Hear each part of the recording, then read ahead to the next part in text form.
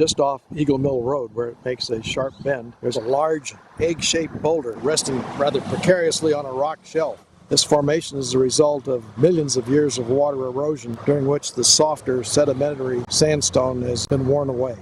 Taking a closer look at the boulder, you'll notice that there are different colored splotches of something growing on the rock: gray-green, yellow-gold, and gray-black.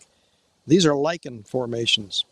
Lichen are a unique group of plants composed of two unrelated life forms, fungi and algae. They're a perfect example of two organisms living together in a mutually dependent relationship in which both benefit. You find lichen communities in soil, in tree bark, and in this case on the rocks. Lichen have many uses. They're a reliable measuring device for atmospheric pollution and have gained notoriety as an accumulator of radioactivity. They're used for dyestuffs in ancient Greece. Today they're used in Scotland to dye Harris tweeds. They're used to scent soaps and perfumes. Packing materials for mummies in Egypt, pipe mixtures for smoking in the southern Sahara, floral arrangements, facsimile trees and shrubbery for architectural models. Eventually the lichen on this boulder will break it down. And the process is called chelation. The acids excreted by the lichen penetrate the stone by fungal hyphae and convert it to soil.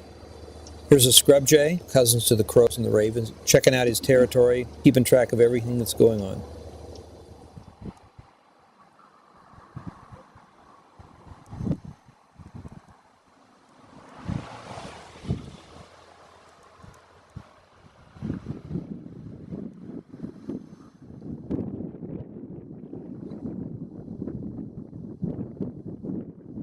What I love about the Greenway is this path and being able to walk, watching the seasons change.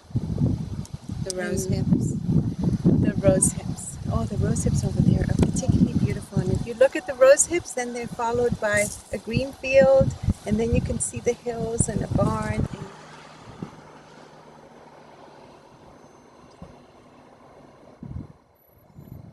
Now here's a new rapidly growing addition to the agricultural picture, the wine grape industry, which in some cases are replacing old pear orchards.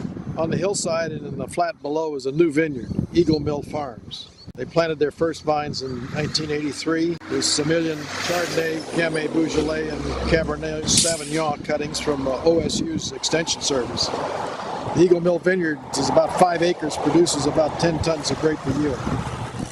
Here's a flock of waxwings up in a cottonwood tree. You almost always see them in groups. They're very friendly and very gregarious, and often will spend long periods of time perched in treetops.